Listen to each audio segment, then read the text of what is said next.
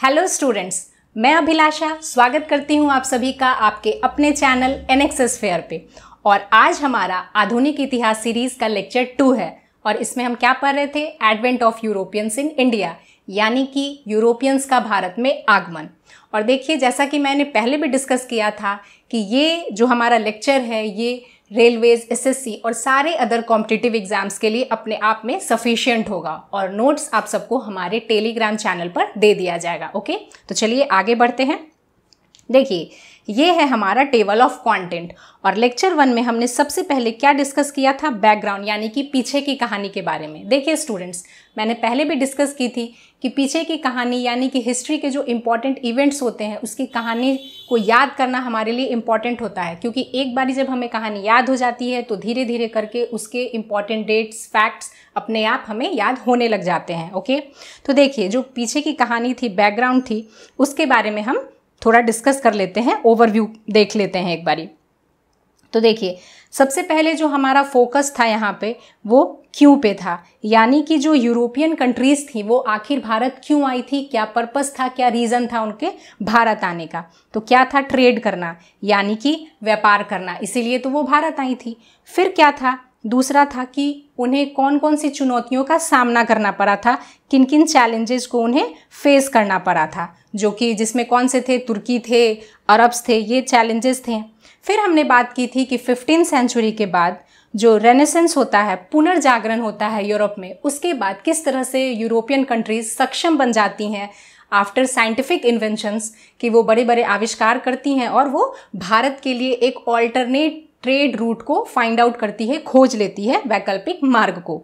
फिर हमने जाना था कि वो कौन सी 2 यूरोपियन कंट्रीज थी जिन्होंने अपने कंधे पे जिम्मेदारी ली थी, रिस्पॉन्सिबिलिटी ली थी भारत का रास्ता खोजने के लिए।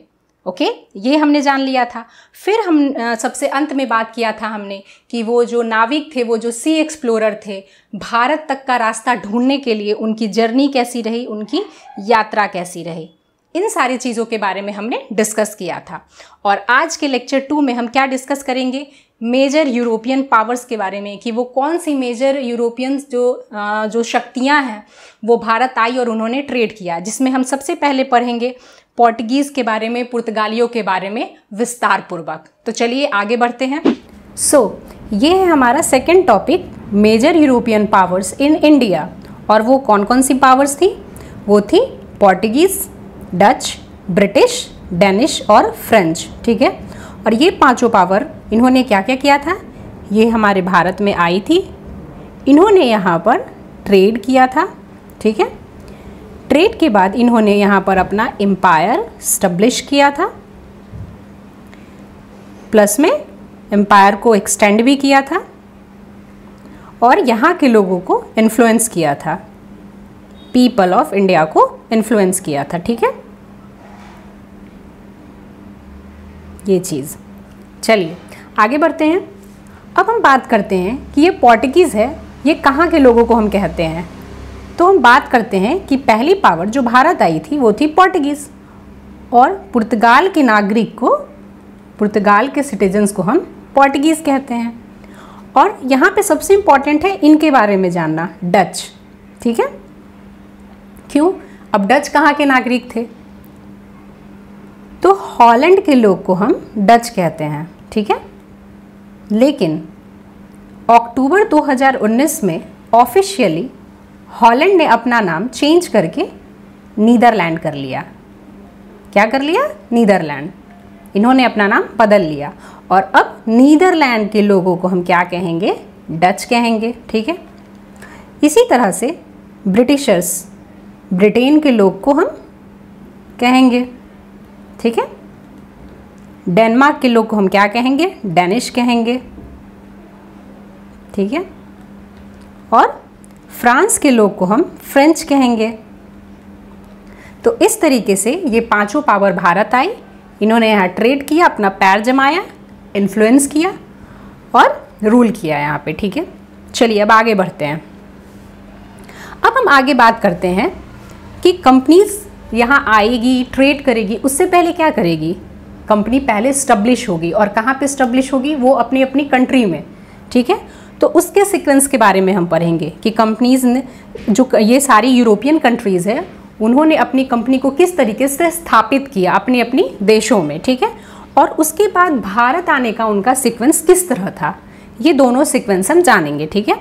तो सबसे पहले बात करते हैं हम पोर्टुगीज़ की, ठीक है, पुर्तगालियों की।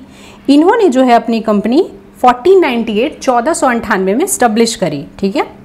तो ये सबसे पहले थे, इन्होंने 1498 में अपनी कंपनी स्टैब्लिश करी। फिर हम बात करते हैं ब्रिटिश की। इन्होंने कब करी? इन्होंने करी 1600 में। कब करी? 1600 में। फिर हम आते हैं डच पे, जो नीदरलैंड के लोग थे। इन्होंने अपनी कंपनी 1602 में स्टैब्लिश करी, ठीक है। कब करी? 1602 में। 1602 में इन्होंने अपनी कंपनी को स्टैब्लिश किया। फिर हम बात करेंगे डेनिश की, जो कि डेनमार्क के लोग थे। इन्होंने 1616 में अपनी कंपनी को स्टैब्लिश किया अपनी कंट्री में। फिर हम आएंगे फ्रेंच, जो फ्रांस के लोग थे, और इन्होंने 1664 में अपनी कंपनी को फ्रांस में स्टैब्लिश किया, ठीक है। तो ये है सीक्वेंस उनकी कंपनी के स्टैब्लिशमेंट का। अब हम बात करते हैं उनके अराइवल के सीक्वेंस का, कि कैसे वो भारत आएंगे, कौन कौन से साल में, ठीक है। तो 1498 में पुर्तगाली जो हैं उन्होंने अपनी कंपनी भी इस्टेब्लिश करी और इसी साल वो भारत आ भी गए, ठीक है। तो इसमें भी वो पहले ही रहेंगे, फर्स्ट ही वो रहेंगे पुर्तगाली, जिन्होंने 1498 में अपनी कंपनी भी बनाई और उसी साल ये भारत भी आ गए, ठीक है। लेकिन आगे थोड़ा सा लफड़ा है। लफड़ा क्यों है? थोड़ी सी हेरा फेरी है। क्यों है? क्योंकि ब्रिटिश ने यहाँ पे 1600 में ही अपनी कंपनी स्टैब्लिश कर ली थी, लेकिन वो 1600 में नहीं आती है, वो आती है कुछ सालों बाद। और उससे पहले जो डच थी, जिन्होंने अपनी कंपनी को 1602 में स्टैब्लिश करा था, वो आ जाती है। और वो कब आती है? वो आ जाती है 1605 में, ठीक है। तो डच ने जो है अपनी कंपनी को 1602 में स्टैब्लिश किया था और वो 1605 में भारत आ जाती है। फिर हम बात करेंगे ब्रिटिश की। इन्होंने अपनी कंपनी को कब स्टैब्लिश किया था? तो इन्होंने अपनी कंपनी को किया था 1600 में स्टैब्लिश, लेकिन इन्हें 8 साल लग गए आने में और ये फाइनली 1608 में भारत आती है, ठीक है। फिर हम आते हैं डेनमार्क पे। ये कब आई? इन्होंने 1616 में कंपनी स्टैब्लिश करी और 1620 में भारत आ गए, ठीक है। और फ्रेंच ने भी 1664 में अपनी कंपनी स्टैब्लिश करी और 1668 में भारत आ गए। तो इन दोनों को हम याद करने का तरीका ऐसे देख सकते हैं कि हम +4 कर ले, अगर यहाँ भी +4 कर ले तो 1616 से 4 साल जोड़ देंगे तो 1620 में डेनिश आ जाएगी और 1664 में हम 4 साल जोड़ देंगे तो 1668 इसमें फ्रेंच आ जाएगी। तो ये था हमारा पूरा सीक्वेंस कि कैसे कैसे कंपनीज स्टैब्लिश हुई अपनी अपनी कंट्रीज़ में और कैसे कैसे उनका भारत आना हुआ, ठीक है। चलिए आगे बढ़ते हैं। चलिए तो अब बात करते हैं इनके मेजर सेंटर्स के बारे में, कि वो आ तो जाएंगे भारत और ट्रेड करने के लिए कहीं ना कहीं उन्हें एक परमानेंट जगह की ज़रूरत पड़ेगी, जहाँ से वो सामान रखेंगे, उसे सेल करेंगे, तो उन्हें सेंटर्स की ज़रूरत पड़ेगी। तो हम चलिए बात करते हैं कि कौन कौन से वो सेंटर्स थे जो इन 5 यूरोपियन पावर्स ने स्टैब्लिश करा। तो फर्स्ट सेंटर जो कि इन्होंने स्टैब्लिश करा, ठीक है। तो पहले हम इनके सीक्वेंस के बारे में फिर से जान लेते हैं कि इनके आने का सीक्वेंस क्या था, ठीक है। तो पहला जो था वो था पुर्तगाल। इन्होंने अपनी कंपनी 1498 में स्टैब्लिश करी और 1498 में ही ये आ भी गए, ठीक है। तो जब ये आ गए 1498 में तो यहीं कहीं कोची केरला है, ठीक है। पहले जो थे वो कौन थे? पुर्तगाली थे, ठीक है। ये आए कहाँ पे? ये आए हैं कोची केरला में, ठीक है। और साल कौन सा था? 1503। तो आए हैं ये 1498 में और इन्होंने अपना सेंटर इस्टेब्लिश करा कोचीन केरला 1503 में, ठीक है। अब हम बात करेंगे दूसरा कौन था? दूसरा था डच, जिन्होंने अपनी कंपनी 1602 में बनाई और आए 1605 में, ठीक है। अब इनके बारे में बात करेंगे। तो यहीं कहीं मसूलीपट्टनम, ठीक है, मसूलीपट्टनम है, ठीक है। चलिए पूरा लिख लेते हैं, मसूलीपट्टनम, एक सेकेंड, मसूलीपट्टनम, जो कि कहाँ है, आंध्रा में, ठीक है। यहाँ पे कौन आई, डच आई, दूसरे नंबर पे डच आई है। और इनका साल कौन सा है, ये आ गई है 1605 में, और इन्होंने अपना सेंटर भी 1605 में ही स्टैब्लिश कर लिया है, ठीक है। अब हम तीसरे नंबर की बात करते हैं, और तीसरे नंबर पे आ जाएगी ब्रिटिश, ठीक है, ब्रिटिश। और ये कब आती तो है, ये एक सेकेंड यहाँ पे सीक्वेंस लिख लेते हैं। ये ब्रिटिश थी, ये आई थी 1608 में, और इन्होंने अपना सेंटर कब इस्टेब्लिश किया, 1611 में। मतलब इन्हें 3 साल और लग गया। इसके पीछे कुछ वजह थी, वो हम आगे देखेंगे कि इन्हें इतना टाइम क्यों लगा, ठीक है। अब हम बात करेंगे आगे, जो हमारी चौथी कंपनी थी। चौथी कंपनी कौन सी थी, चौथी कंपनी थी हमारी डेनिश की, ठीक है, डेनिश की, जो डेनमार्क के लोग थे। इन्होंने 1616 में अपनी कंपनी बनाई थी, और ये आए थे 1620 में, ठीक है। और इन्होंने अपना सेंटर कहाँ खोला, इन्होंने अपना सेंटर खोला त्रांकूवर में, ठीक है, त्रांकूवर तमिलनाडु में, तमिलनाडु में। और कौन से साल में खोला, तो साल था 1620 का। सेम ईयर में ये आए, और इसी साल इन्होंने अपना सेंटर भी खोल लिया, ठीक है। अब हम बात करेंगे पांचवी पावर, जो कि थी फ्रेंच, फ्रांस के लोग जो थे। इन्होंने अपनी कंपनी बनाई थी 1664 में, और आ गए थे ये 1668 में, ठीक है। यहाँ कहीं हमारा सूरत है, ठीक है। और ये पांचवी कंपनी थी फ्रेंच की, और ये आ जाएंगे सूरत, सेकेंड, ये आ जाएंगे सूरत, अरे यार सॉरी, ये आ जाएंगे सूरत गुजरात में, ठीक है। और साल कौन सा होगा, साल होगा 1668 में। उसी साल ये आएंगे, और उसी साल यहाँ पे इन्होंने अपना सेंटर भी एस्टेब्लिश कर लिया।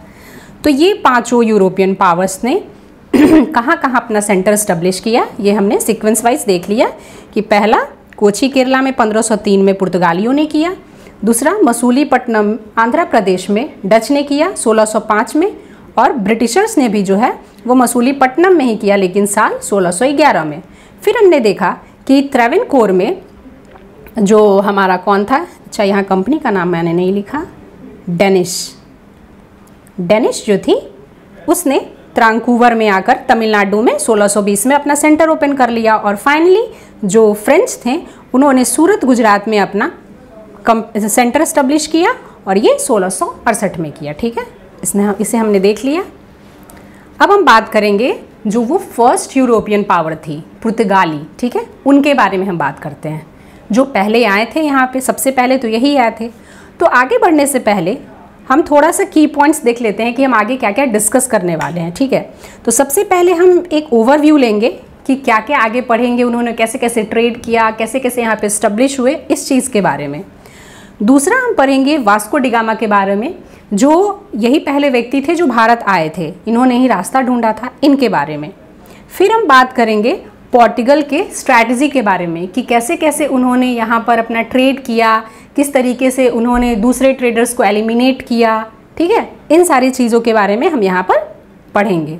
फिर हम बात करेंगे राइज ऑफ मिलिट्री पावर के बारे में, ठीक है।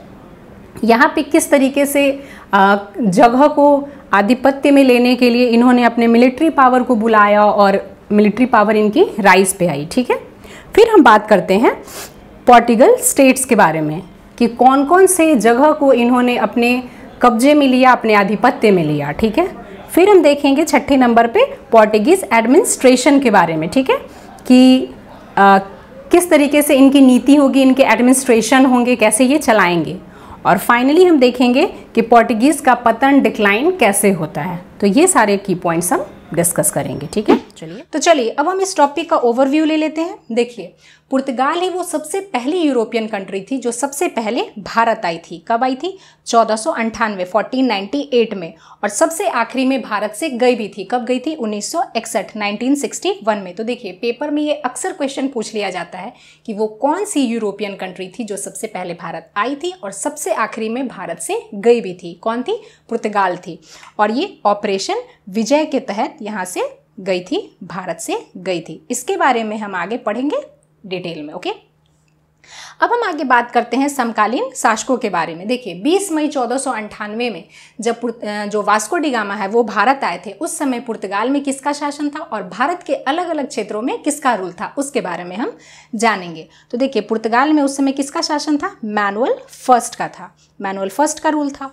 और अगर हम भारत की बात करें तो उत्तरी क्षेत्र में जो नॉर्थ वाला रीजन है वहाँ पर दिल्ली सल्तनत थी और दिल्ली सल्तनत में सिकंदर लोदी का शासन था, जो कि लोदी राजवंश के थे, लोदी डायनेस्टी के थे। फिर अगर हम साउथ की बात करते हैं तो वहाँ पर विजयनगर साम्राज्य था और यहाँ पर किसका रूल था? सालुव डायनेस्टी के नरसिम्हा टू का था, सालुव राजवंश के नरसिम्हा टू का था। फिर हम अगर गुजरात की बात करते हैं तो इस समय वहाँ पे रूलर जो थे वो थे महमूद बेगरा। ओके, तो देखिए, पुर्तगाल में हमने देखा कि मैनुअल फर्स्ट का रूल था। भारत का जो उत्तरी क्षेत्र है वहाँ पर कौन थे? वहाँ पर दिल्ली सल्तनत के सिकंदर लोदी थे, जो कि लोदी डायनेस्टी के थे। फिर सदर्न की बात करें, साउथ वाले रीजन की बात करें तो वहाँ पर सालुव डायनेस्टी के नरसिम्हा टू का था रूल और वहाँ पर विजयनगर साम्राज्य था। और गुजरात में महमूद बेगरा का रूल था। ओके, अब हम आगे बढ़ते हैं और बात करते हैं इफेक्ट ऑफ रेनेसेंस, यानी कि पुनर्जागरण का प्रभाव। देखिए, मैंने अपने पिछले लेक्चर में भी आप सबको बताया था कि 15वीं सेंचुरी के बाद वहाँ क्या हो रहा था? 15वीं सेंचुरी में वहाँ पर पुनर्जागरण का काम चल रहा था, रेनेसेंस का काम चल रहा था। और इसी रेनेसेंस के बाद यूरोपियन कंट्रीज सक्षम हो गई कि वो भारत के लिए ऑल्टरनेट ट्रेड रूट यानी कि वैकल्पिक मार्ग को ढूंढ सके, एक्सप्लोर कर सके। ओके, तो देखिए वहाँ पर क्या क्या हो रहा था। वहाँ पर सबसे पहला काम जो था वो धर्म सुधार का चल रहा था, रिलीजियस रिफॉर्म का चल रहा था। और इस धर्म के सुधार में क्या हो रहा था कि जो धर्म में जो भी कुरीतियाँ हैं, जो भी बुराइयाँ हैं, उनको दूर करने की कोशिश की जा रही थी। फिर क्या था? फिर इकोनॉमिक डेवलपमेंट चल रहा था, आर्थिक सुधार। आर्थिक सुधार में क्या हो रहा था कि नई नई कृषि उपकरण का यूज़ किया जा रहा था, क्रॉप रोटेशन का यूज़ किया जा रहा था, ताकि प्रोडक्शन को, उत्पादन को बढ़ाया जा सके। और जब उत्पादन बढ़ रहा था तो वहाँ पे चारा भी बढ़ रहा था, जो कि जानवरों को खिलाने के काम में लाया जाता था। और जब जानवर बहुत ज़्यादा चारा खा रहे थे तो उससे उन्हें मीट भी मिल रहा था। मीट को वो क्या करते थे? खाते भी थे और बेचा भी करते थे। और उसे मीट को कंज्यूम करने के लिए, प्रिजर्व करने के लिए, दोनों के लिए उन्हें मसालों की ज़रूरत पड़ रही थी, जिसका वो ट्रेड किया करते थे भारत के साथ में। फिर क्या चल रहा था? तीसरा जो सबसे इम्पॉर्टेंट था वो था वैज्ञानिक आविष्कार। वैज्ञानिक आविष्कार यानी कि साइंटिफिक इन्वेंशन। ओके, ये सबसे इम्पॉर्टेंट था। क्यों? क्योंकि इसमें क्या था? शिप बिल्डिंग का काम चल रहा था, यानी कि बड़ी बड़ी जहाज बनाई जा रही थी। देखिए, छोटे जहाज से तो समुद्र में उतरा नहीं जा सकता, वो डूब ही जाएंगी। तो बड़े बड़े एडवांस टाइप के जहाज़ों का निर्माण किया जा रहा था ताकि वो समुद्र के रास्ते को खोज सके भारत के लिए। दूसरा क्या चल रहा था? कंपस बनाया जा रहा था, कंपस का आविष्कार हुआ था, यानी कि दिशा सूचक यंत्र, जिससे कि वो सही दिशा का पता कर पाए और सही रास्ता खोज सके। ओके, ये सारी चीज़ें चल रही थी रेनेसेंस में। अब देखिए, अब क्या हो रहा था कि दो यूरोपियन कंट्री जिन्होंने अपने कंधे पे ये जिम्मा लिया था, ये जिम्मेदारी ली थी कि वो सी रूट को एक्सप्लोर करेंगे। और कौन कौन थी वो कंट्री? वो थी पुर्तगाल और स्पेन की। तो देखिए, पुर्तगाल के ही एक रूलर थे प्रिंस हेनरी, जो कि एक साइंटिफिक टेम्परामेंट के थे और उन्हें ऑब्सेशन था कि वो सी रूट को एक्सप्लोर कर सके, जिसके लिए उन्होंने क्या किया था?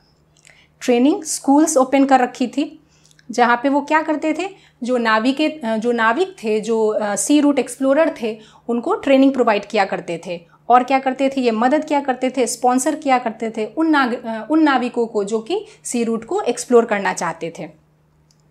और देखिए, इसी सी रूट एक्सप्लोरेशन के लिए उन्हें पोप की परमिशन चाहिए थी। उस समय देखिए, यूरोप में पोप कल्चर था और बिना पोप के परमिशन के आप कुछ भी नया काम नहीं कर सकते हैं।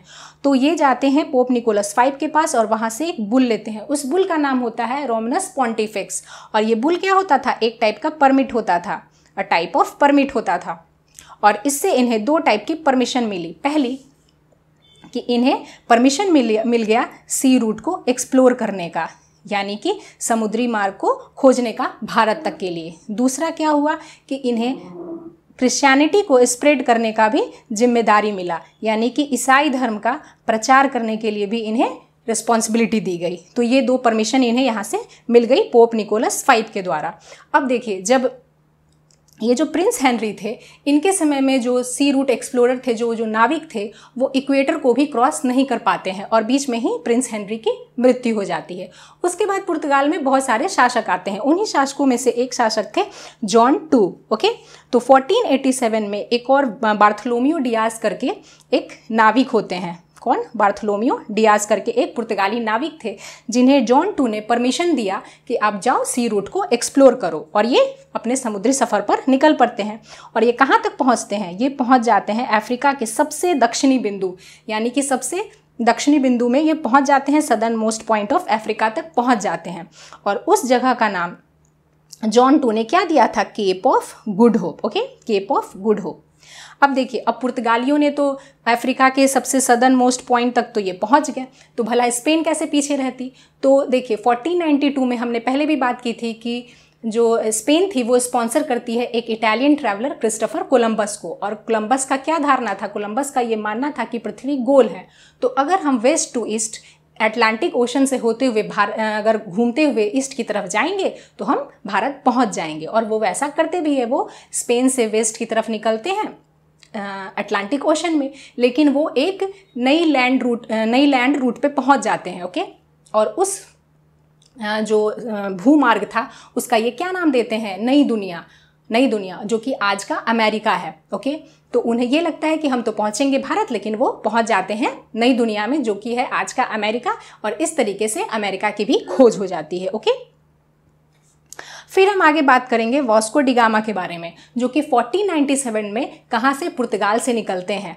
कहाँ? भारत की खोज के लिए फिर से। और उस समय वहाँ पे रूलर कौन होते हैं? मैनुअल फर्स्ट होते हैं। ओके, और ये 1497 में पुर्तगाल से निकलते हैं। और देखिए, पुर्तगाली जो है वो पहले से ही, जो ये बार्थोलोमियो डियाज थे, ये तो केप ऑफ गुड होप तक पहुंच ही चुके थे, जो कि southern most point of Africa था। तो यहाँ तक पहुंच जाना वास्को डी गामा के लिए बहुत आसान रहा। वहाँ तक ये पहुँच जाते हैं, केप ऑफ गुड होप तक। उसके बाद आगे जो है वो उन्हें एक मदद मिलती है, किससे? अब्दुल मजीद से, जो कि एक गुजराती ट्रैवलर था। तो गुजराती ट्रैवलर उन्हें मिलता है, अब्दुल मजीद, वो इन्हें आगे के रास्ते के लिए मदद करता है। और इसी की मदद से वो कहाँ पहुँचते हैं? वो भारत पहुँचते हैं। भारत में कैलिकट वाले रीजन में कब पहुँचते हैं? 20 मई 1498 को। और वहाँ पे इनका भव्य स्वागत करता है जमोरिन, जो कि समुद्री इनका नाम था। जो कैलिकट है, कैलिकट में जो एक लोकल रूलर होते हैं उन्हीं का नाम था समुद्री। वहाँ के लोग उन्हें समुद्री कहते थे, लेकिन पुर्तगाली उन्हें जमोरिन नाम से पुकारा करते थे। तो जो जमोरिन है वो वास्को डी गामा का भव्य स्वागत वहाँ पर करता है, और इस तरीके से वास्को डी गामा 20 मई 1498 को भारत पहुँच जाते हैं। ओके, अब हम बात करते हैं आगे वास्को डी गामा के बारे में। ठीक है, तो वास्को डी गामा भारत पहुँच तो गए। अब इनका हम शिप का नाम देख लेते हैं कि इनके शिप का नाम क्या था। तो इनके शिप का नाम था साओ, ठीक है, साओ गैब्रियल। साओ गैब्रियल नाम के शिप से ये भारत पहुंचते हैं। ठीक है, और ये तो हमने देख लिया कि केप ऑफ गुड होप से होते हुए ये भारत जाते हैं। तो हम ये बात कर लेते हैं कि हेल्पर कौन होता है? हेल्पर होता है इनका अब्दुल मजीद, जो कि एक गुजराती ट्रैवलर होता है। और वहाँ पे जो इनका वेलकम होता है कैलिकट इंडिया में, वो कौन होते हैं?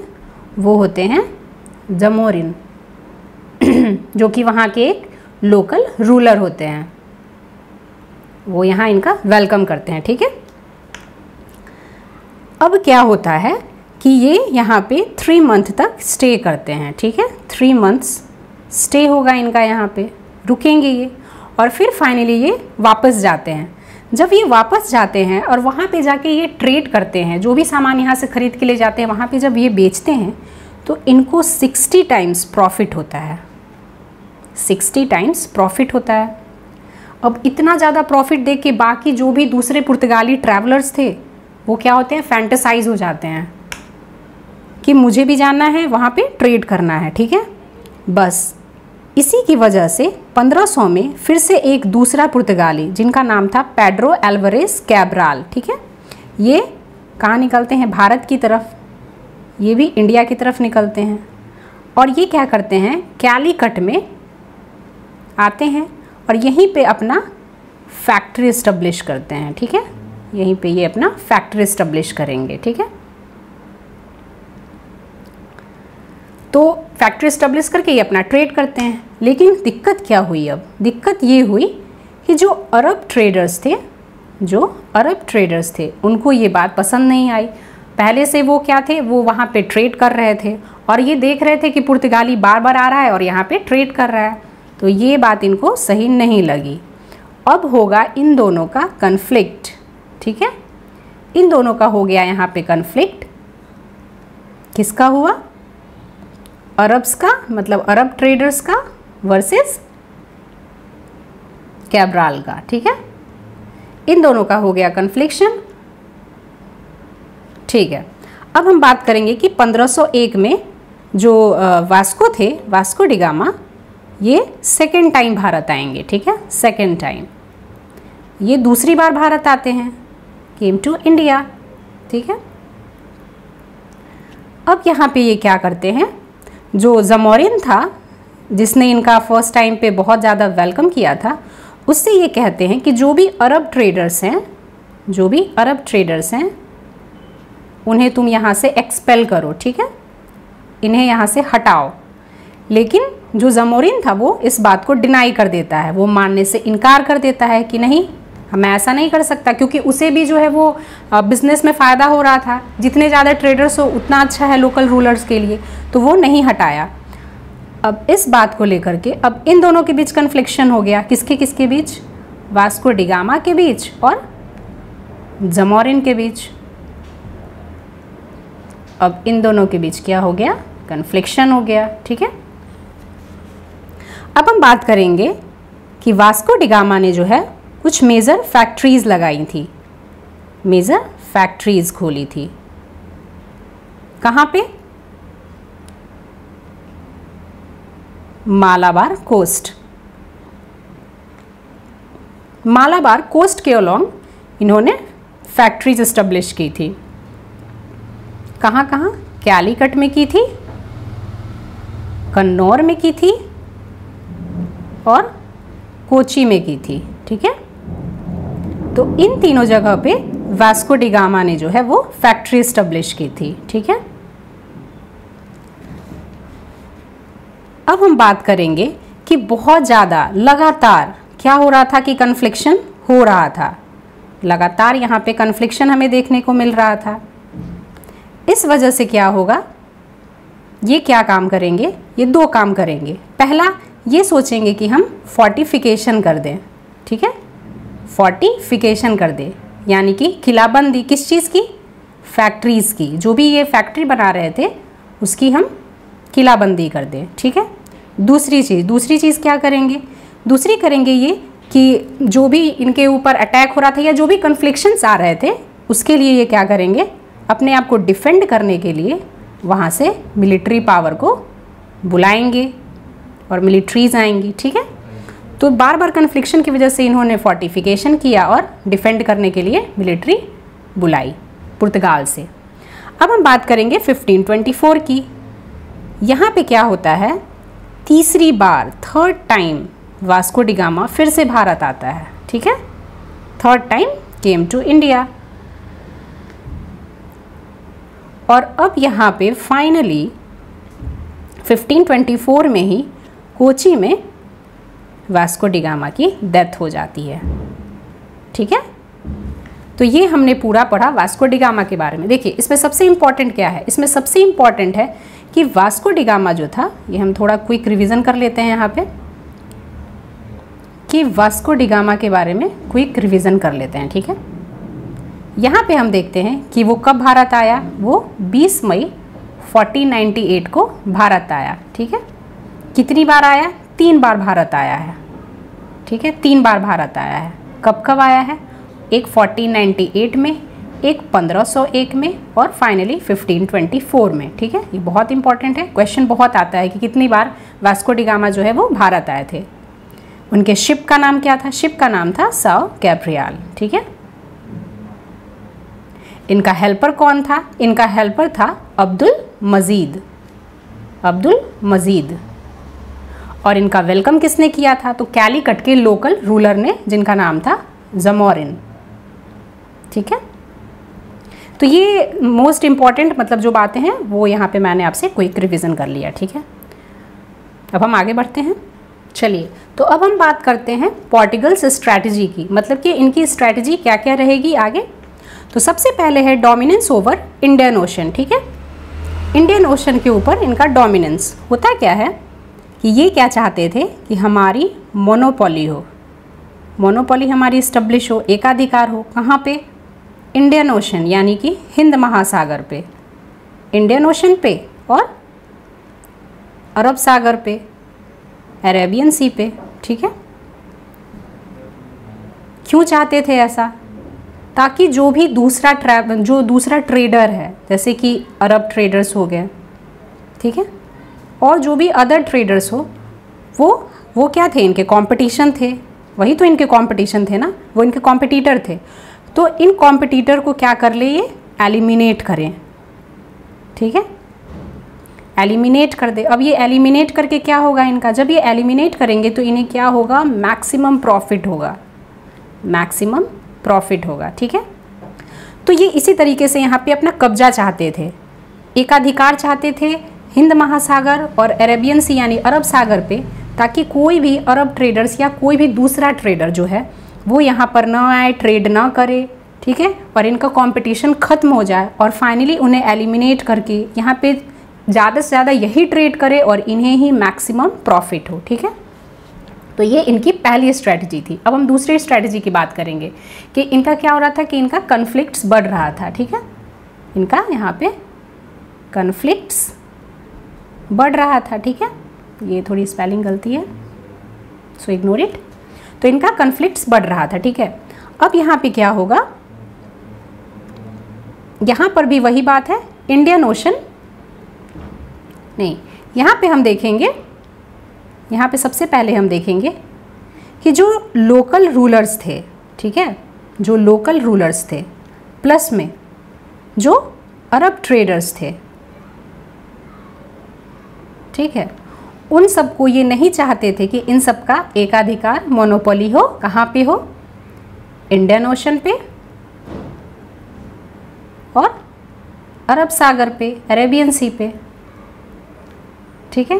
ये नहीं चाहते थे कि उन सब का यहाँ पर एकाधिकार हो, सारा अधिकार ये खुद ही चाहते थे पुर्तगाली। ठीक है। अब ये इन जगहों पर क्या चाहते थे? अपना कब्जा चाहते थे। अब कब्जा क्या होगा? प्यार से तो होगा नहीं, इन्हें क्या करनी पड़ेगी? जोर ज़बरदस्ती लगानी पड़ेगी। और वो जोर ज़बरदस्ती कैसे होगी? वो तो मिलिट्री के थ्रू ही हो सकती है या फिर आर्मी के थ्रू। ठीक है। मिलिट्रीज़ या आर्मीज़ इन्हीं के थ्रू हो सकती है। और इनका हेड कौन होता है? इनका हेड होता है गवर्नर। तो अब यहाँ से आ जाते हैं गवर्नर, तो ये गवर्नर को बुलाते हैं। और फिर यहाँ से क्या होता है? Rise of military power. ठीक है।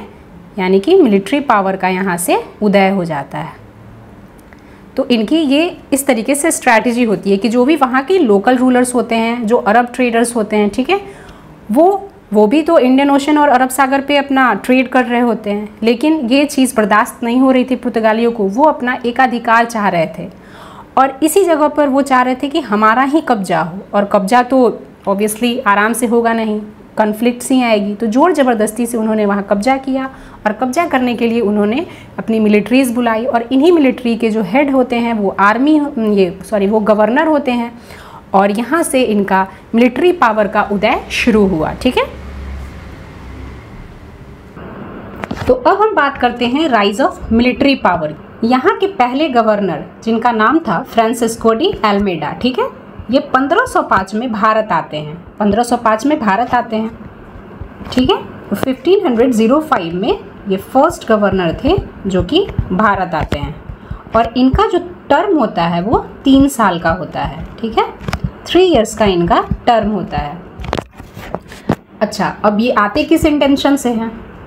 इनका पहला इंटेंशन होता है कि पोर्टुगीज़ पावर को, पुर्तगाली पावर को जो है हमें क्या करना है, भारत में स्टैब्लिश करना है। पोर्टुगीज़ पावर को स्टैब्लिश करना है कहाँ पे? इंडिया में, इन इंडिया। ठीक है। दूसरा क्या करना है? दूसरा हमें मुस्लिम ट्रेडर्स को एलिमिनेट करना है, हटाना है। कहाँ से हटाना है? गल्फ ऑफ आदेन से हटाना है। ठीक है। और कहाँ से हटाना है? हॉर्मूज से हटाना है और मलक्का से हटाना है। तो इन सारी जगहों से मुझे इन्हें फ्रांसिस्को डी अल्मेडा को गल्फ ऑफ आदेन से, हॉर्मूज से और मलक्का से मुस्लिम ट्रेडर्स को हटाना है और वो पोर्टुगीज़ पावर को, पुर्तगाली शक्ति को भारत में यहाँ पे इन इंडिया स्टैब्लिश करना चाहते थे। ठीक है।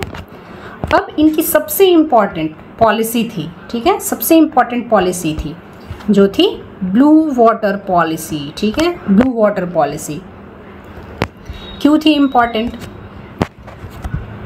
ये इसमें क्या करते थे कि एक टाइप ऑफ लाइसेंस प्रोवाइड करते थे जिसे हम कार्टेज सिस्टम कहते हैं। ठीक है। इसमें क्या होता था कि जो भी ट्रैवलर्स हैं, जो भी ट्रेडर्स हैं, अगर वो इंडियन ओशन पे अपना बिजनेस करना चाहते हैं, ठीक है, तो उन्हें ये लाइसेंस लेना पड़ेगा, वहाँ के पुर्तगालियों से उन्हें ये लाइसेंस लेना पड़ेगा। और अगर वो ऐसा नहीं करते हैं तो क्या किया जाएगा? उनके शिप को कैप्चर कर लिया जाएगा, अटैक करके कैप्चर कर लिया जाएगा और उनके शिप और कार्गोज़ को लूट लिया जाएगा। ठीक है। तो यही था ब्लू वाटर पॉलिसी। इसमें सबसे इम्पॉर्टेंट बात यही थी कि ये एक टाइप का लाइसेंस होता है जिसे हम कहते हैं कार्टेज सिस्टम। तो फ्रांसिस्को डी अल्मेडा की बात हो गई। अब हम आगे बढ़ते हैं। अब हम बात करेंगे अल्फांसो दी अल्बुकर्क की। ठीक है। ये हमारे दूसरे गवर्नर थे पुर्तगाल के, और इनको क्या बोला जाता है? इनको real founder of Portuguese power in east. इन्होंने सबसे पहले इंडियन ओशन पे अपना एकाधिकार, मोनोपोली इस्टब्लिश किया, और इस्टब्लिश करने के लिए जितने भी इंडियन ओशन पे पॉसिबल एंट्रेंस थी, ठीक है, पॉसिबल एंट्रेंस थी, उस पर इन्होंने बेस बनाया। ठीक है। और कहाँ कहाँ का कंट्रोल लिया? ईस्ट अफ्रीका का कंट्रोल इनके अंडर आ गया, रेड सी रूट का कंट्रोल इनके अंडर में आया, हॉर्मूज का आया, मालाबार का आया, मलक्का का आया, सिलों का आया। ठीक है। तो इन सारी जगहों का आधिपत्य इनके अंडर आ गया। ठीक है। फिर 1510 में इन्होंने क्या किया? गोवा को कैप्चर कर लिया। किससे कैप्चर कर लिया? वहाँ का रूलर था सुल्तान ऑफ बीजापुर, उनका नाम था इब्राहिम आदिल शाह। ठीक है। उससे इसने क्या किया? गोवा को कैप्चर कर लिया 1510 में। और अलेक्जेंडर के बाद भारत में किसी दूसरी जो बाहरी यूरोपीय है उसका पहली बार ये फिर से कब्जा हुआ था। अब हम बात करेंगे कि उन्होंने और क्या किया। ये चाहते थे कि जो पुर्तगाली हैं वो क्या करें, ये लोकल मैरिजेस करें, यानी कि भारतीयों से शादी करें। ठीक है। ताकि एक रिलेशन एस्टेब्लिश हो। ठीक है। और पुर्तगाली जो है वो विलेज के लैंडलॉर्ड्स बने। ठीक है। जमींदार बने। उन्होंने इरिगेशन फैसिलिटी भी प्रोवाइड करी, इरिगेशन किया, सिंचाई की, रोड्स बनवाए। ठीक है। और नई नई क्रॉप्स का इंट्रोडक्शन किया, जैसे कि कैश्यू नट, काजू, टोबैको, और भी बहुत सारी क्रॉप्स का इंट्रोडक्शन हुआ। फिर हम बात करेंगे एबोलिशन ऑफ सती। इन्होंने सबसे इम्पॉर्टेंट काम किया कि सती प्रथा को रोकने का प्रयास किया, कोशिश की, हटी नहीं थी, हालांकि इन्होंने कोशिश किया। ठीक है। तो इन्होंने प्रयास किया है सती प्रथा को हटाने की। तो इतने सारे काम किए, इसीलिए इन्हें real founder of Portuguese power in east कहा जाता है। ठीक है। चलिए हम आगे बढ़ते हैं। चलिए तो अब बात करते हैं तीसरे गवर्नर, जिनका नाम था नीनो दे कुन्हा। ठीक है। ये 1529 में इनका अपॉइंटमेंट होता है और ये भारत आते हैं, और आते ही अगले साल ही 1530 में इन्होंने हेडक्वार्टर को शिफ्ट कर दिया कोची टू गोवा। कोची टू गोवा ये हेडक्वार्टर को शिफ्ट कर देता है। फिर इसने क्या किया कि बसीन और दीव, इन दो जगहों पर कैप्चर कर लेता है। बसीन को और दीव को किससे कैप्चर करता है? बहादुर शाह से। बहादुर शाह से ये बसीन को और दीव को कैप्चर कर लेता है। और ये क्या होता है? बहादुर शाह गुजरात का रूलर होता है। ठीक है। अब बहादुर शाह के पीछे मैं आपको एक स्टोरी बताती हूँ, ठीक है। होता ये है कि राणा सांगा का नाम आप सबने सुना ही होगा। उनकी पत्नी थी रानी कर्णावती। रानी कर्णावती पर जब बहादुर शाह अटैक करने वाला था, उस समय रानी कर्णावती ने लेटर और राखी भेजती है हुमायूं को, और हुमायूं उनके हेल्प के लिए आते हैं, ठीक है। हुमायूं उनकी हेल्प के लिए कहाँ जाते हैं? गुजरात। और 1534 में हुमायूं बहादुर शाह पे अटैक करता है। अब इस वजह से बहादुर शाह जो है वो कहाँ जाता है? पुर्तगालियों के पास, ठीक है। पुर्तगालियों के पास हेल्प के लिए जाता है, हेल्प के लिए जाता है। और हेल्प के बदले ये क्या दे देता है? वहाँ पर बसीन और दीव, ये दोनों जगह ये पुर्तगालियों को दे आता है, ठीक है। फिर 1536 तक हुमायूं 2 साल यहाँ रुकता है और फाइनली 1536 में वो वापस चला जाता है गुजरात से। अब इसके जाते ही क्या होता है कि फिर से बहादुर शाह वर्सेस पुर्तगाल, इन दोनों के बीच में क्या होता है? कन्फ्लिक्शंस आने लगते हैं, कन्फ्लिक्शंस बढ़ने लगता है। अब जब इनके बीच कन्फ्लिक्शन बढ़ता है तो 1537 में क्या होता है कि पुर्तगाली बहादुर शाह को नेगोशिएशन के लिए, तो पुर्तगाली क्या करते हैं? नेगोशिएशन के लिए बहादुर शाह को बुलाता है, ठीक है। और कहाँ बुलाता है? तो फिर ये फाइनली उनके ट्रैप में आ जाता है और 1537 को उनके शिप पे चला जाता है और यहाँ पे बहादुर शाह को मार दिया जाता है, किल कर दिया जाता है। तो ये एक स्टोरी थी बहादुर शाह की, ठीक है। मेन यही था यहाँ पे कि बसीन और दीव को गुजरात के रूलर बहादुर शाह से नीनो दे कुन्हा ने क्या कर लिया? कब्जा कर लिया और उसने हेडक्वार्टर को कोची टू गोवा शिफ्ट किया। तो चलिए अब हम आगे बढ़ते हैं और बात करते हैं पोर्टुगीज स्टेट की। मतलब वो कौन कौन सा एरिया था जिसको पुर्तगालियों ने अपने कब्जे में लिया था, अपने आधिपत्य में लिया था, ठीक है। तो यहाँ हम देखेंगे ये जगह है वेस्ट साइड में दीव का, ठीक है। यहाँ पे उन्होंने अपना कब्जा जमाया था। ये दमन वाला जगह है, ठीक है, दमन, दादर नगर हवेली, ठीक है। ये शैलसे, ठीक है, इन सारी जगहों पे ये शैलसे, ठीक है। तो इन सारी जगहों पे उन्होंने कब्जा किया था। फिर हम यहाँ देखें अगर नीचे साउथ की तरफ तो ये गोवा का रीजन है, ठीक है। फिर थोड़ा और नीचे साउथ में आएंगे तो ये कन्नौर, कालीकट, ठीक है, कैलीकट, कोची, ये सारी जगह जो थी ये इनके कब्जे में आ गई थी, ठीक है। फिर अगर हम ईस्ट की बात करेंगे तो ये देखिए ये है नागापट्टिनम, ये जगह थी। फिर सेंट थॉमस, ठीक है, सेंट थॉमस था। इन सारी जगहों पर उन्होंने इधर कब्जा किया था। और जब हम बंगाल की बात करें तो ये जो हुगली वाला रीजन है यहाँ पर भी उनका आधिपत्य हुआ था। तो ये सारे रीजन्स थे। ये रीजन हो गई हमारे वेस्ट साइड की, ठीक है, ये हो गई हमारी साउथ की, ठीक है, ये हो गई ईस्ट की और ये हो गई बंगाल की, ठीक है। इन पर इन्होंने अपना आधिपत्य हासिल कर लिया था, ठीक है। अब हम आगे बढ़ते हैं। ये वही है जो पिछले स्लाइड में मैंने आपको बताया है मैप के थ्रू कि वेस्ट कोस्ट में उन्होंने कहाँ कहाँ किया था, ईस्ट में। इसको आप एक बार रीड कर लीजिएगा तो आपको समझ में आ जाएगा, ठीक है। अब हम आगे बढ़ते हैं। आगे बढ़ने से पहले ये हम देखते हैं कि पोर्तुगीज़ एडमिनिस्ट्रेशन, अब हम इसकी बात करेंगे, ठीक है, कि एडमिनिस्ट्रेशन उनका भारत में कैसा था, कैसे वो चला रहे थे। तो वो सबसे पहले हम जानते हैं कि गवर्नर को भेज रहे थे, जो मिलिट्री के हेड हुआ करते थे, गवर्नर, ठीक है। तो ये जो गवर्नर थे ये सबसे टॉप ऑफिशियल थे, ये टॉप ऑफिशियल थे, ठीक है। ये अपॉइंट होके भारत आ रहे थे, यही हेड थे। और इनका जो टर्म हुआ करता था वो 3 साल का हुआ करता था, ठीक है। तो 3 साल के लिए ये अपॉइंट होके पुर्तगाल से भारत आते थे, ठीक है। अब इसके आगे बात करेंगे हम वेडोर दे फजेंदा की, ठीक है, वेडोर दे फजेंदा। ये भी काफ़ी इम्पॉर्टेंट है। क्यों है? क्योंकि इनका क्या काम होता था? इनका काम होता था रेवेन्यू कलेक्ट करना, ठीक है, कार्गोज के आवागमन को देखना कि कितनी कार्गोज आ रही हैं, जा रही हैं, ठीक है। और डिस्पैच ऑफ फ्लीट, कितनी फ्लीट है, ये सब कितनी फ्लीट जो है वो आ रही है, जा रही है। तो रेवेन्यू को देखना, कार्गोज को देखना और फ्लीट को देखना, ये फजेंडा का काम था। अब बात करते हैं कैप्टन की, ठीक है। अब बात करते हैं हम कैप्टन की। कैप्टन का क्या काम था? कैप्टन का काम था कि जो भी फोर्ट्रेसेस होती थी, जो जितनी भी हमने देखा था कि फैक्ट्री के चारों तरफ क्या हो रहा था, किलाबंदी चल रही थी। तो जितनी भी किलाबंदी का काम है ये कैप्टन को देखना पड़ता था। तो अफ्रीका से लेकर चाइना तक जितना भी इन्होंने एरिया को कैप्चर कर रखा था, वहाँ पे जितनी भी किलाबंदी की जाएगी, सारा काम जो है वो कैप्टन के द्वारा ही देखा जाएगा। और इसी कैप्टन को असिस्ट कर रहा था, इनका नाम होता था फैक्टर। ठीक है, तो फैक्टर जो है वो कैप्टन को असिस्ट किया करते थे। तो यही सारी चीज़ है एडमिनिस्ट्रेशन के अंदर। ये मैंने आपको इसलिए बताया क्योंकि कई बार जब पेपर बहुत टफ होता है तो उनके एडमिनिस्ट्रेशन के बारे में पूछ लिया जाता है। तो आप ज़रूर ध्यान रखना कि गवर्नर जो है वो टॉप ऑफिशियल थे, हेड होते हैं, इनका टर्म 3 साल का होता है। फिर फजेंदा जो है वो रेवेन्यू और कार्गोज को देखते थे।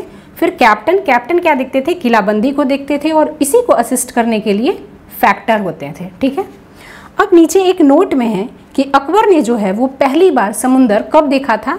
1572 में, 1572 को अकबर ने पहली बार समुंदर देखा था। और कहाँ पे देखा था? कैम्बे एक जगह है, वहाँ पे इन्होंने पहली बार समुंदर को देखा था। तो ये जस्ट मैंने आपको बता दिया। चलिए अब आगे बढ़ते हैं। अब हम बात करेंगे डिक्लाइन ऑफ पोर्टुगीज़, यानी कि पुर्तगालियों का पतन। ठीक है, तो इनके पतन का क्या क्या कारण था? इनके पतन का पहला कारण था इनकी पॉलिसीज़, यानी कि इनकी नीतियाँ। ठीक है, दूसरा क्या कारण था? इनके कॉन्फ्लिक्ट्स, यानी इनके झगड़े अदर यूरोपियन कंट्रीज़ या फिर ट्रेडर्स के साथ में इनके झगड़े। और तीसरा क्या रीज़न था? Loss of states.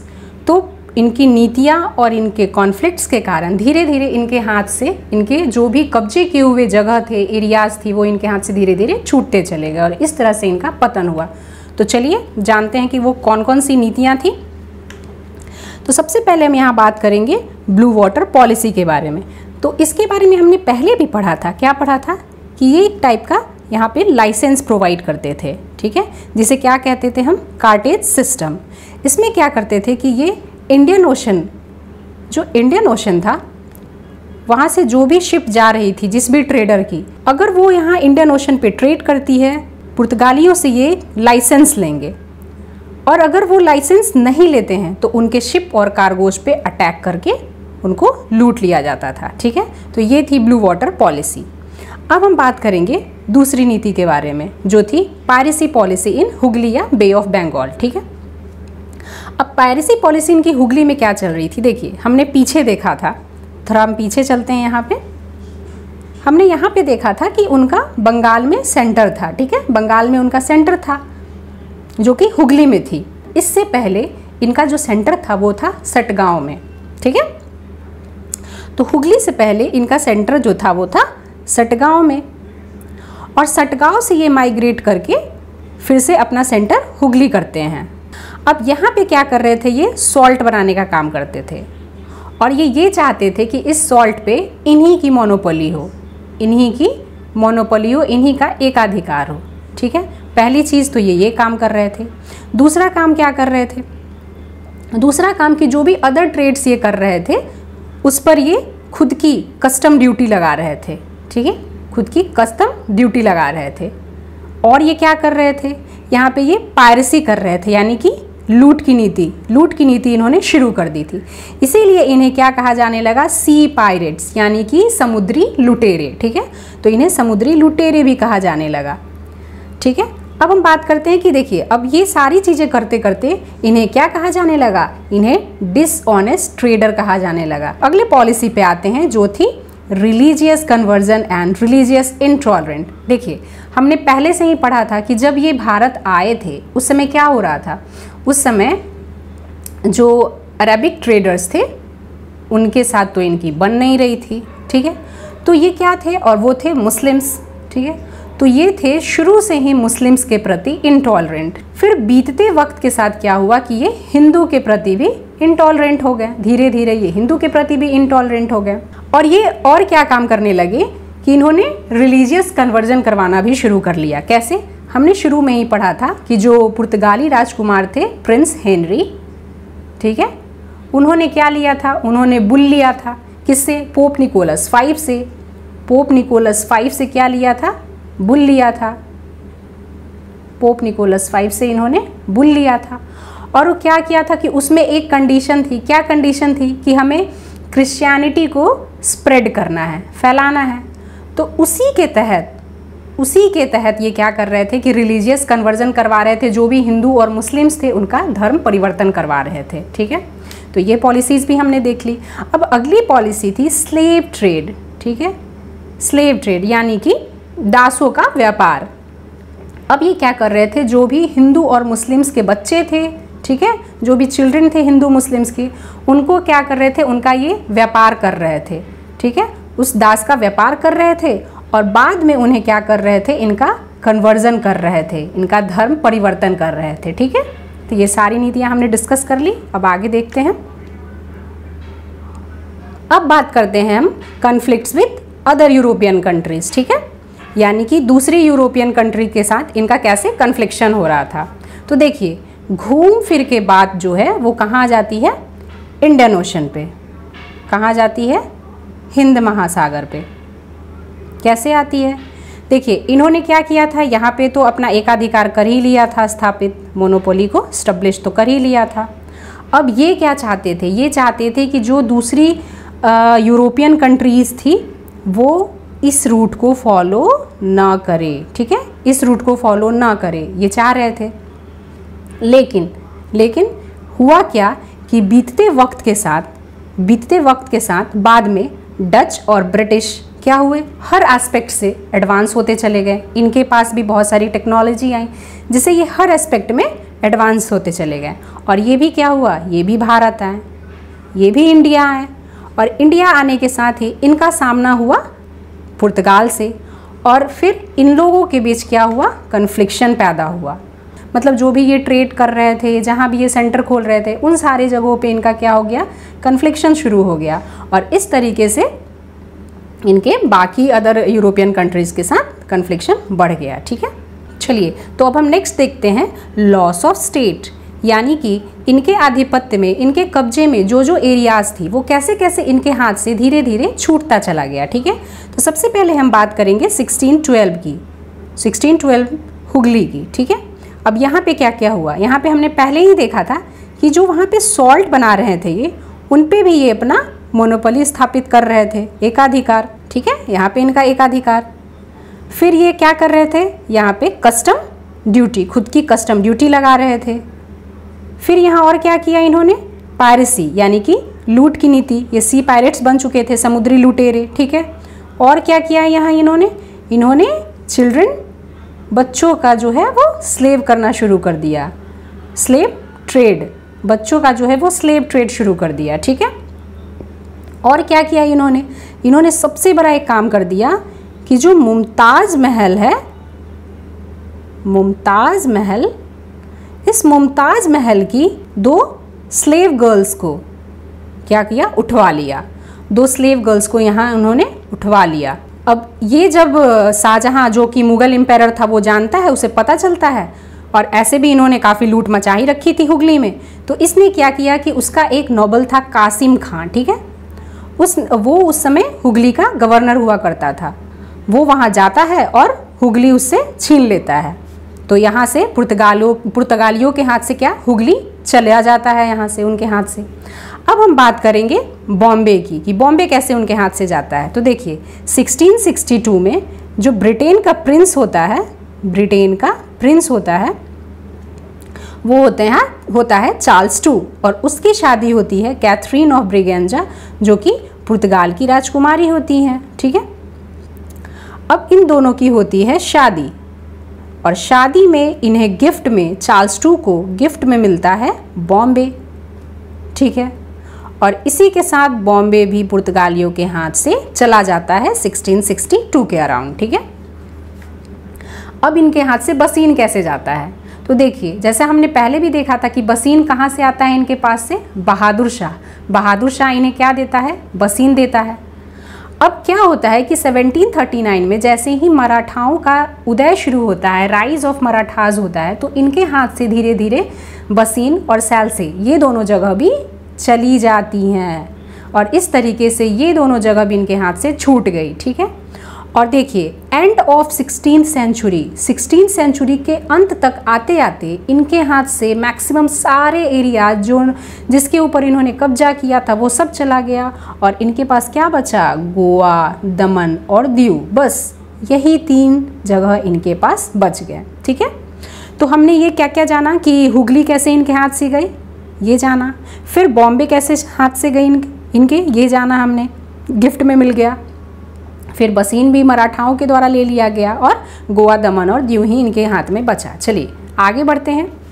अब हम बात करेंगे मैप के थ्रू कि देखिए कैसे इनके पास पहले कौन कौन से एरियाज़ थे जो इनके आधिपत्य थे और बाद में इनके पास कौन कौन वो एरियाज़ बचे। ठीक है, तो देखिए ये दीव वाला जगह हमने देखा था। ठीक है, फिर ये दमन, दादर नगर हवेली थी। ठीक है, ये सैलसे वाली जगह थी। ठीक है, यहाँ पे गोवा साउथ में, फिर कन्नौर, कैलीकट, कोची, ये सारी जगह इनके अधीन थी। फिर जब हम ईस्ट की बात कर रहे हैं तो यहाँ पे सेंट थॉमस थी। ठीक है, नागापट्टिनम थी, तो ये सारी जगह इनकी आधिपत्य थी और बंगाल में हुगली वाला रीजन था। ठीक है, लेकिन ये तो बिफोर पिक्चर है कि पहले इनके पास ये थी। अब आफ्टर पिक्चर क्या हुआ कि इनके पास से सारा चीज़ चला गया और बचा क्या, बस गोवा, दमन और दीव, बस ये 3 जगह ही बच गए जो इनके पास रह गए थे। ठीक है, तो ये हमने मैप से समझ लिया। चलिए तो अब हम देखते हैं कि पुर्तगाल ही वो पहली यूरोपियन कंट्री थी जो पहली बार भारत आई थी और सबसे लास्ट में भी भारत से जाने वाली यही थी। कब गई थी, ये गई थी 1961 में। ठीक है, चलिए अब हम देखते हैं कि जब 1947 में भारत को आज़ादी मिली उस समय यहाँ पर पुर्तगाली गवर्नर कौन था, वो था बोसा। तो हम इसे कैसे याद कर सकते हैं कि जब भारत को आज़ादी मिली तब बोसा क्या खा रहा था, डोसा। ठीक है, ये है याद करने का तरीका। अब हम आते हैं 1961 में, यहाँ पे गवर्नर कौन था, इस समय गवर्नर था मैनुअल सिल्वा। ठीक है, तो जब पुर्तगाली यहाँ से जा रहे थे उस समय यहाँ का गवर्नर था मैनुअल सिल्वा। इसे कैसे याद करेंगे कि देखिए जब पुर्तगाली पहली बार यहाँ आए थे उस समय पुर्तगाल का रूलर कौन था, मैनुअल फर्स्ट था, और जब यहाँ से जा रहे हैं इस समय यहाँ का गवर्नर कौन है, मैनुअल है। अब हम बात करेंगे ऑपरेशन विजय की। ये बहुत ही इंपॉर्टेंट ऑपरेशन है क्योंकि इसी के तहत जो है पुर्तगाली यहाँ से गए। तो मिलिट्री ऑफ इंडिया ने क्या किया, ऑपरेशन विजय के तहत गोवा, दमन और दीव इन सबको क्या कर लिया, फाइनली पुर्तगालियों के हाथ से ले लिया और ये इंडिया का हिस्सा बन गया। ठीक है, अब हम बात करेंगे गोवा की। तो देखिए क्योंकि 19 दिसंबर 1961 को क्या हुआ था, पुर्तगालियों के हाथ से गोवा को आज़ादी मिली थी, इसीलिए इस दिन को हम कैसे मनाते हैं, गोवा लिबरेशन डे के नाम से। ठीक है, अब हम बात करते हैं यूनिफॉर्म सिविल कोड की। जब भारत को आज़ादी मिली थी उस समय से ही यूनिफॉर्म सिविल कोड गोवा में लागू थी और ये हमारे कॉन्स्टिट्यूशन में भी, हमारे संविधान में भी पार्ट 4 डीपीएसपी के आर्टिकल 44 में मेंशन्ड है। ठीक है, 56th अमेंडमेंट 1987 के तहत गोवा जो है, गोवा को 25वें राज्य का दर्जा मिल गया। ठीक है, और इस तरीके से गोवा भारत का हिस्सा बन गया। 2024 में उत्तराखंड भी जो है वो यूनिफॉर्म सिविल कोड लागू करने वाली राज्य बन गई है। चलिए अब हम आगे बढ़ते हैं। तो चलिए अब हम देखते हैं कंट्रीब्यूशन ऑफ पोर्टुगीज यानी कि पुर्तगालियों का योगदान। इसमें हम सबसे पहले बात करते हैं इंट्रोडक्शन ऑफ न्यू क्रॉप्स। कौन कौन से क्रॉप्स इन्होंने इंट्रोड्यूस किया, tobacco, tomato, potato, chillies, maize, papaya, peanut, guava, avocado, cashew nut, Alphonso mango. और इसमें हम इम्पॉर्टेंट देख लेते हैं जैसे कि टोबैको, पोटैटो, पपाया, ठीक है, अल्फांसो मैंगो। ठीक है, और बाकी नाम भी आप बार बार पढ़ोगे तो आपको याद हो जाएगा। ठीक है, अब देखिए माइटी चोलास के बाद, ठीक है, माइटी चोलास के बाद पुर्तगाली ही थे जो सुपीरियर नेवल पावर बनके उभरी थी। ठीक है, और इनसे हमने क्या सीखा था, इनसे हमने शिप बिल्डिंग का आर्ट भी सीखा था। ठीक है, अब हम बात करेंगे प्रिंटिंग प्रेस की। तो देखिए पुर्तगालियों ने 1556 में गोवा में पहला प्रिंटिंग प्रेस एस्टेब्लिश किया। ठीक है, और इन्होंने ही जो है वो पहली बुक भी प्रिंट की जिसका नाम था क्रिस्टा। ठीक है, तो क्रिस्टा नाम की किताब जो थी वो पहली बार प्रिंट हुई थी। नाम बहुत बड़ा है तो हम इतना शॉर्ट याद रखेंगे। अब देखिए ये क्या कर रहे थे, ये तो क्या कर रहे थे कि रिलीजन का पूरा धर्म प्रचार प्रसार कर रहे थे, ठीक है, तो अब खुद प्रैक्टिस भी तो करेंगे।